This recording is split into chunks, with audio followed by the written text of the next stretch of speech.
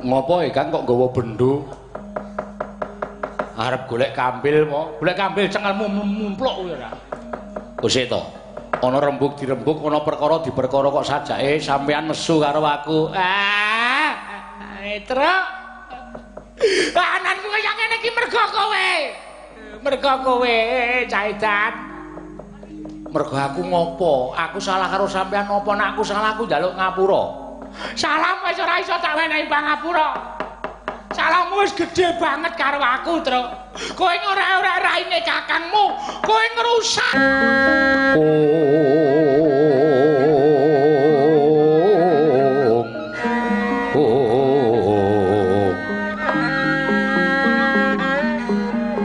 Sangga dhuwur telih pitik menol-menol. Kung wonten dawuh Rama. Sing jeneng anak iso mikul dur mendem jero karo wong tuwa, sing jeneng anak sing iso gawe arum masmaning wong tuwa ki ya kaya kowe. Kowe beda karo kanca-kanca sak barakamu. Nadyan kanca-kanca sak barakamu ki seneng dolan, seneng kumpul-kumpul, ning kowe ora nate melu karo karepaning kanca-kancamu. Pendak-pendak kowe dijak mlumpuk. Monggo hitungane nggone mlumpuk mau tanpa guna, kowe pamit, mesti ora iso dadi siji karo kanca kancamu. Malah kowe ngewangi karo bapak nggarap Tegal lan sawah. Arang-arang lule. Nom-noman sak umurmu wis sing isih seneng mikul garu luku, nuntun kebo sapi nggarap karo sawah. Wah. Nadyan to kowe kuwi anake Petruk, bapakmu gagah ronggah-ronggah. Duwe anak kaya kowe kuwi bobongku tanpa upama. Kung wonten dawuh. Aku ora wis kongkonan karo kowe to tak kon pasang kawat untu. Kowe iki bagus ning amit sewu rada jengat.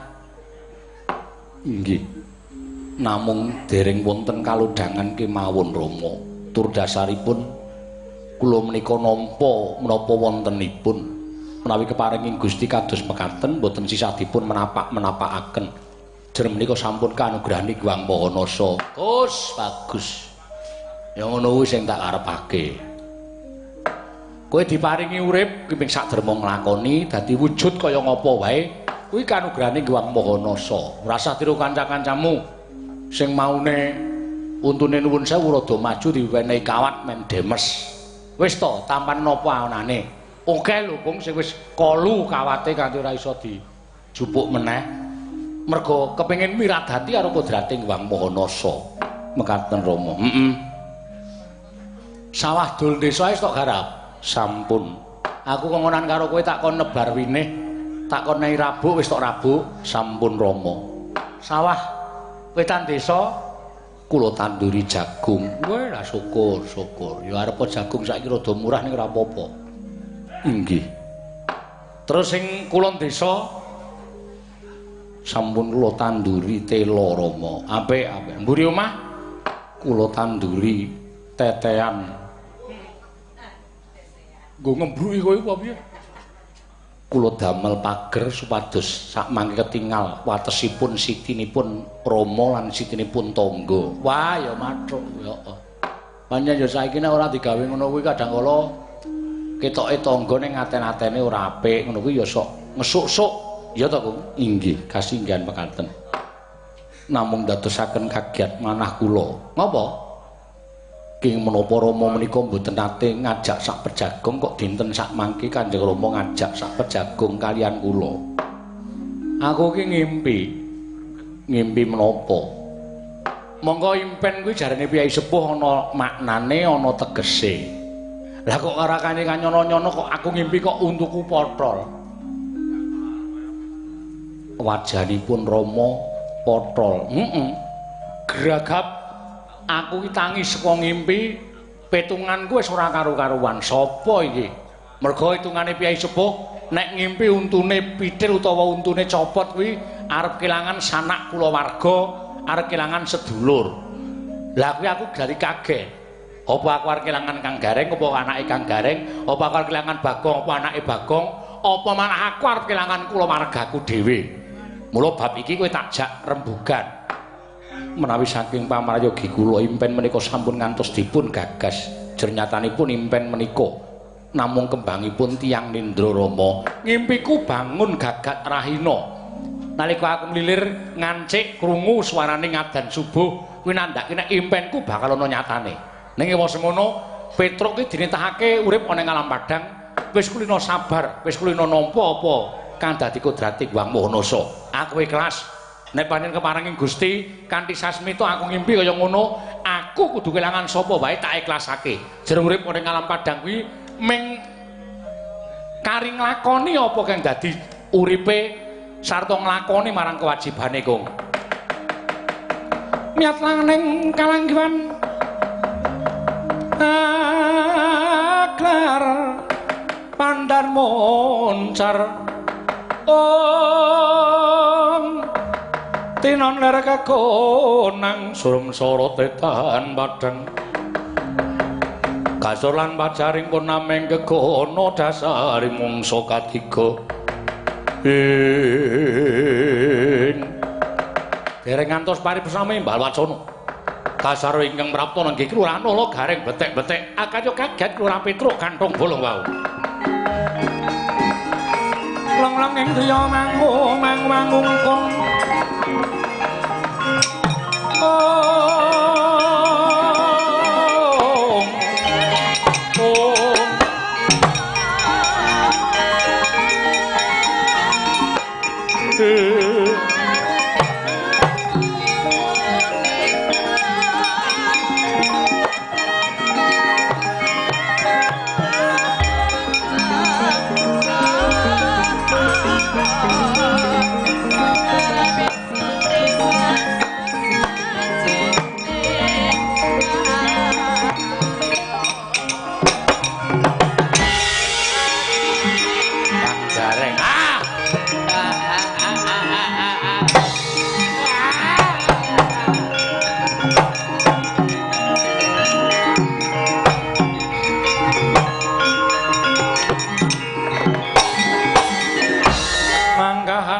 sesumbar lindhu bumi gunjing kumaluduk kuntur ketup lumembak penyu kang kumambang dosang Wisnu Bathara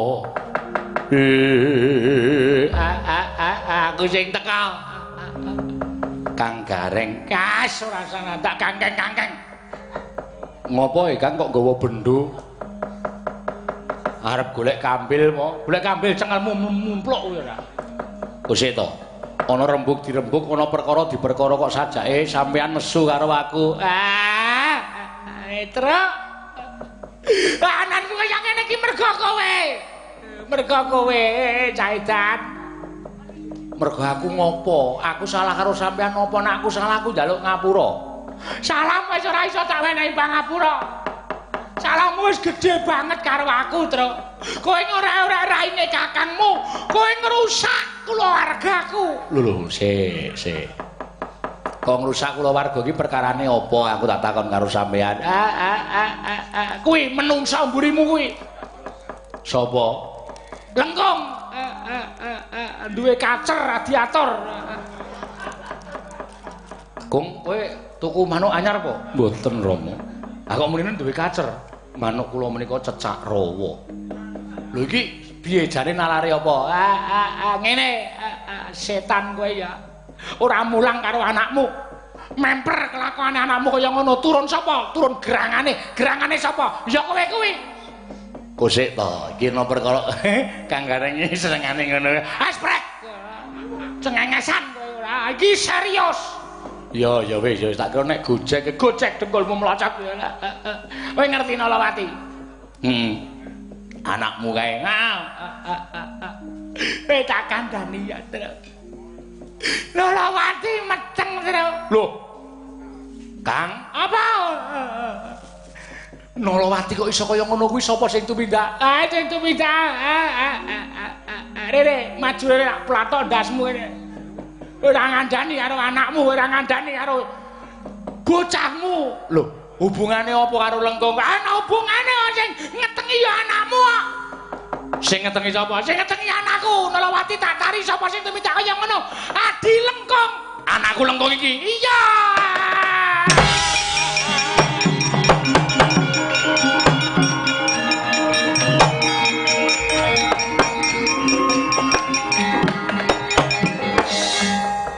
Rene.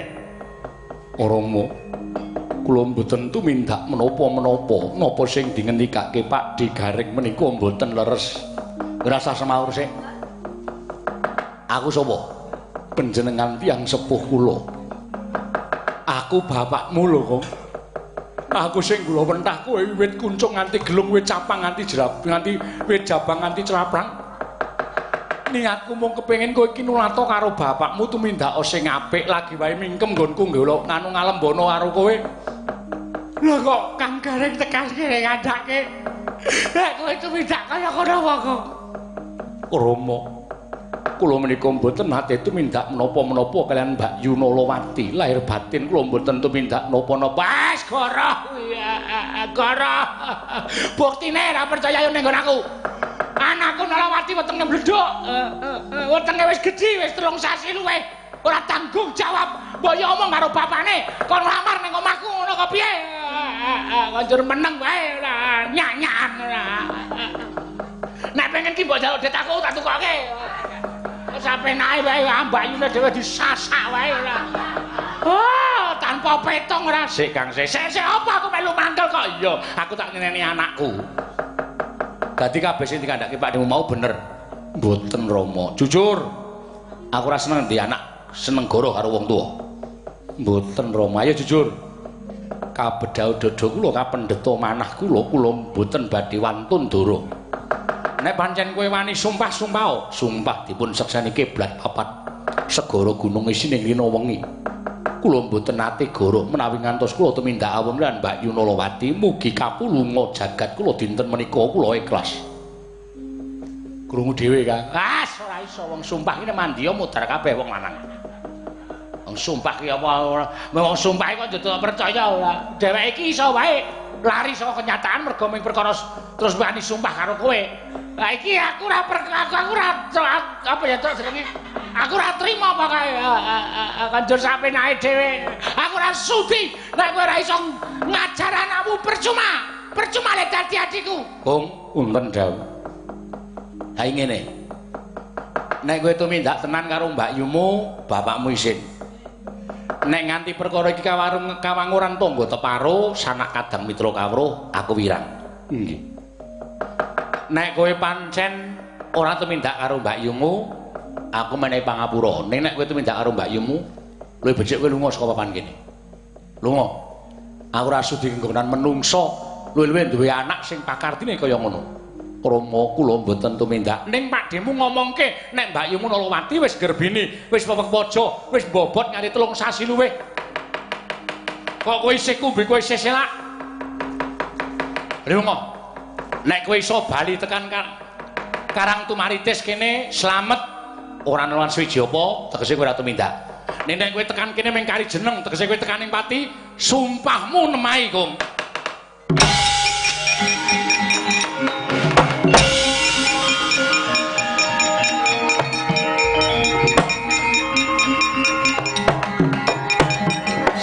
Wes ben ilang-ilangan nduk siji. Men iso ngendok bareng karo aku.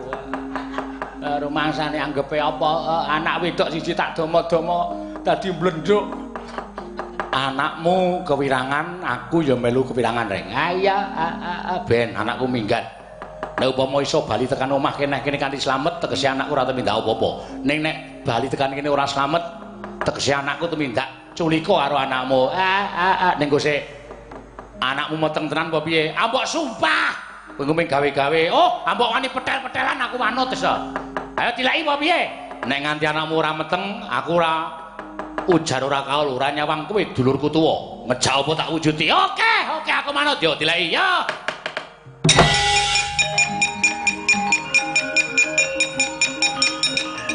Punapa ta mirah ingsun prihatin waspogung mijil tudatan poho karya sengkang rinemegan Gusti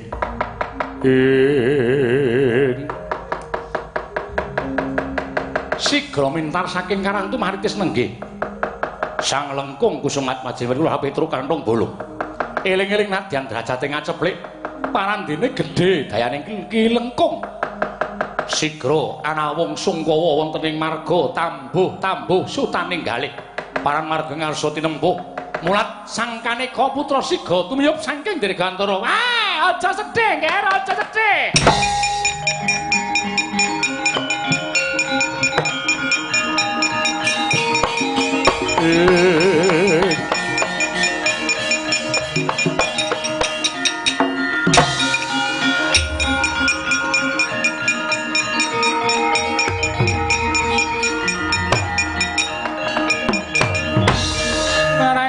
Bang Wangaruna kadinetrane nganggo rapuh sabdaning kukiloring kanigara saketer kene donganing kong lir wuwu sing pini panca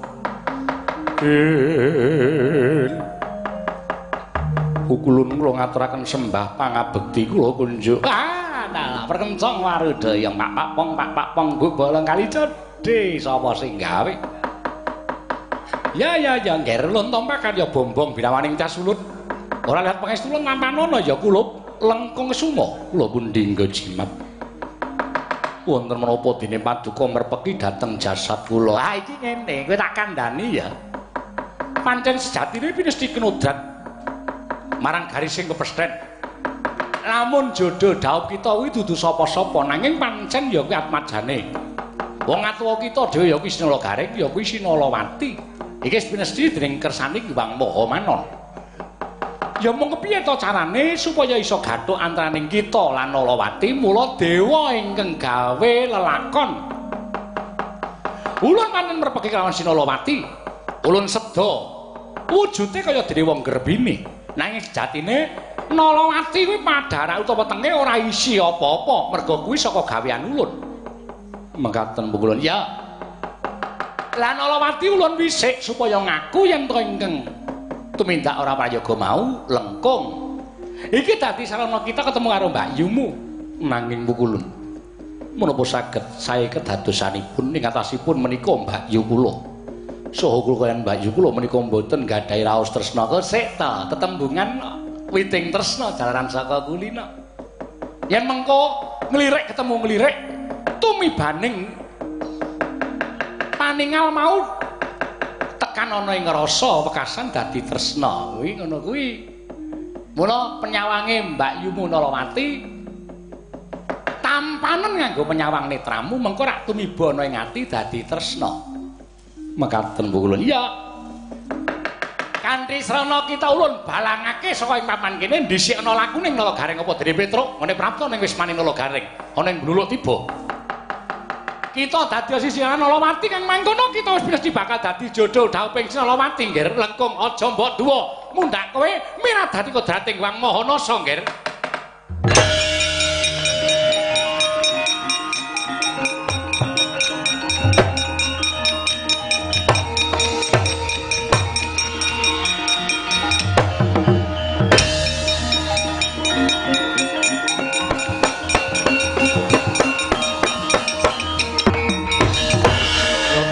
Saking Gudha Sangkara kula yen namutusa Sang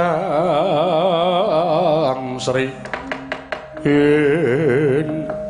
Kakang kula ingkang sowat sampun ngantos kerja tinggali adikku Lengkung iya gawe kaget ing atiku Yayi Kakang miturut dawuhipun Hyang Narada bilih menapa ing paduka lampahi menika sampun ginaris sarta dipun dawuhaken saking Hyang Pikulun Kaneka putra. Apan kaya mengkono Yayi paran marga nggone bakal ndak lakoni wong nyatane siadilan Mbak Yumu iki padha-padha tunggal padha-padha sedulur. Apa ya kelakon bakal iso tuwuh rasa tresna ing antaraning siadilan Mbak Yumu aku Lengkung.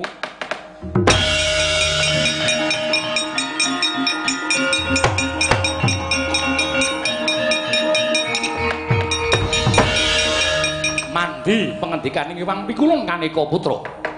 Nadyaning raos tasih wonten raos jigo kalawan pekewuh parandening mangke. pinaringan raos tresna dening Sang Hyang Jatimurti Sang Dewi Nolawati tuwin Bambang Lengkung Kesuma satemakan tika nyono-nyono saya nyaket nggih sami lenggan setemah jejer kekalihipun.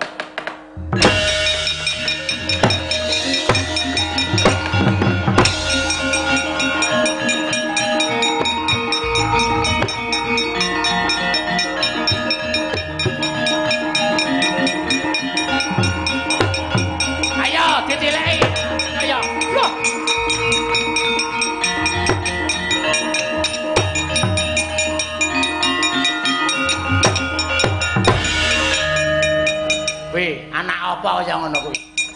Kon lunga kok malah nemplok.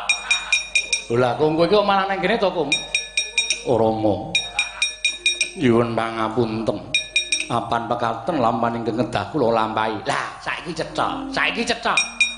Nek ngono pancen kowe sing tumindak ora prayoga karo Mbak Yumu ya ta?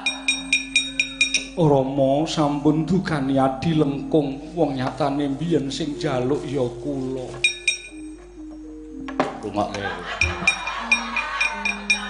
Rungokke kuwi. Dadi kedadian kaya ngene iki ora aja sok terus ngluputke sing lanang. Kadang kala ngono kuwi sing ngusrek sing wedok. Aku dadi kowe kok kaya ngono. Nek ngono ora ujar ora kaul.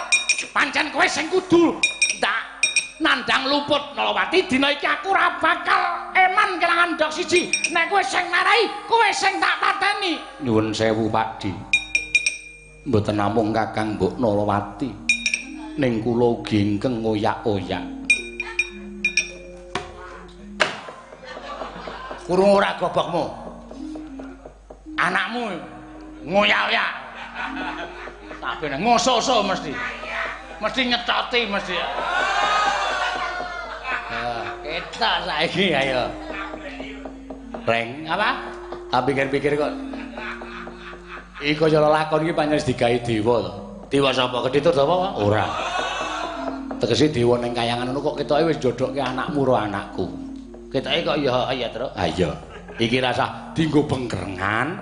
Saiki kowe karo aku dadi wong tuwa ming mengestani supaya anake iso atut runtut nggone anu jenenge iki mangun bale wis mok.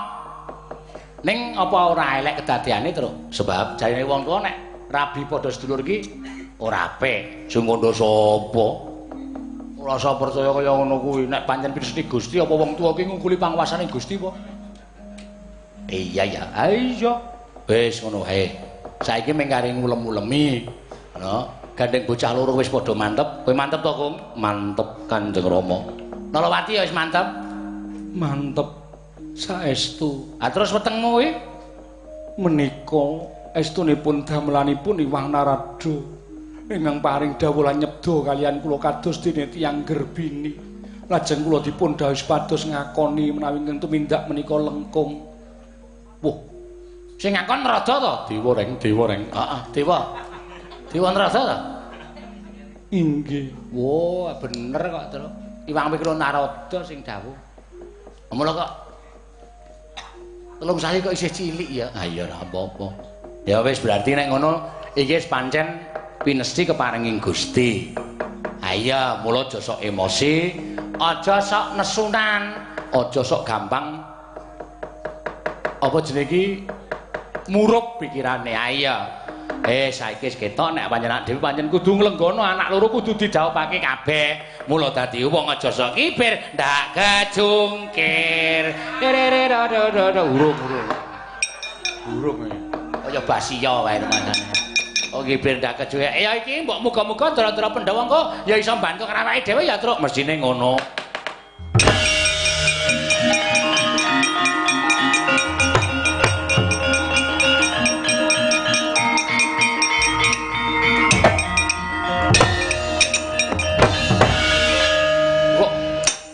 Gara-gara kok ora metu gara-gara eneng masalah, Pak. Masalah apa? Masalah apa? Mula mbayar pajak. Sik ta. Udu sosialisasi kok mbayar pajak ora.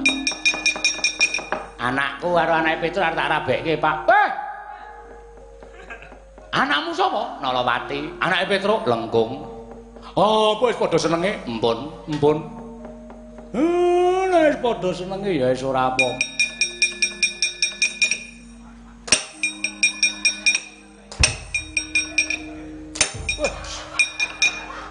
Sisan bangane Meri.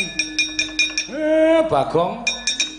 Kakangmu arep duwe gawe. Lho, gawe apa neng kok ora rapat pemuda? Ngrabeke anakku. Entuk anake sapa? Entuk anakku, Gong. Waduh, Mar, anakmu drabek karo anakku. Anakku sapa? Aku. Dirabeke karo anakmu. Aku ngepek anakku. Waduh ora. Dapure. Ya muga-muga atut runtut tekan kaken-kaken inen-inen lho.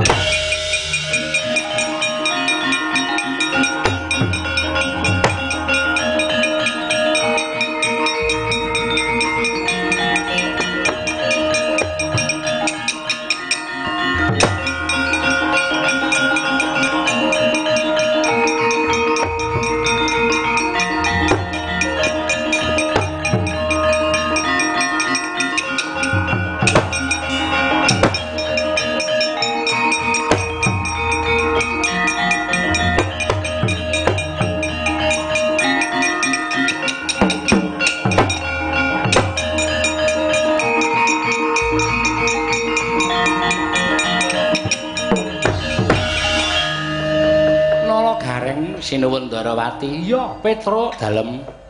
Bagong nun. Apa bener pawarta sing tak tampa Nalagaring arep duwe gawe mantu? Leres. Lho, kok ora atur-atur karo para Pandhawa? Dereng kemawon ngundangane dereng dadi. Sapa sing arep rabekke anak kula? Sapa? Nalawati. Oh, wong wadon ngarep iki. Nggih. Elok. Nalagaring kok anake ayu. Ayo ngono kuwi keparengi Gusti kok. Ndara ora sok ngembe karo wong tuane. Lah terus entuk sapa? Anake Petruk. Lah nuntumke balung pisah. Ngraketke daging sing renggang, kleresan. Lah terus angge namung mikir biaya, aja kuwatir. Mengko kabeh Prabaya saka Dwarawati. Estu napa? Lho, aku apa tau goro karo kowe? Terus sip. Kok ming sip? Aku wis krungu kok dadak tok kabari ora. Kang, ayo ngono kuwi bejane wong ndek juragan iki ngono kuwi. Aku ya pene ana papan nggo nyumbang karo kowe. Nggih, matur sembah nuwun. Nalagaring tak gaweke seragam Petruk Bagong Semar kulawarga Anang Kadempel tak gaweke seragam. Wah, ning jaluk ngapura ukurane ming es kabeh. Duh aja sesak ya terus ora apa-apa pokoke dienggo ora masalah. Aku saya meneh ra iso dibenekke mesti. Wis ben bledheke wae ora masalah. Wah, apa sing kurang saka aku? Nggih, matur nuwun. Nalagaring kowe mbiyen melu aku pirang-pirang taun tekan seprene. Yen aku ora nyumbang karo kowe rak ya saru. Nggih, tak biyawarake ora ming. Ya wis kowe njaluk apa? Nggih, sewane gedung kali tontonane ro ngenten. Ya mengko tak sewake gedung sing apik dhewe. Nggih. Karo apa? Selop ya, Truk? Heeh. Ukuranmu pira Nalagaring? 39. Kowe pira, Truk? 42. Bagong pira? 81. Sikil apa cagak pendopo? Ya orang sikile gedhe ya Mas, ora ngono kuwi ora ngece ora. Muga-muga padha atut sih sinian tekan kaken-kaken ninen-ninen ya Nalagaring. Nggih, matur sembah nuwun, Ndara.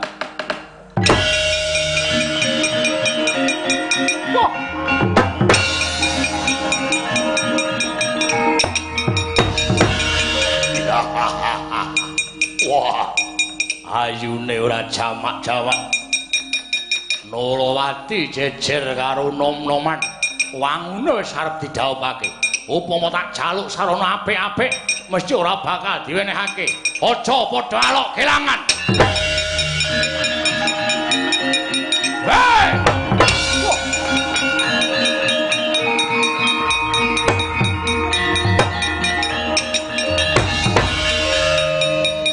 Rama.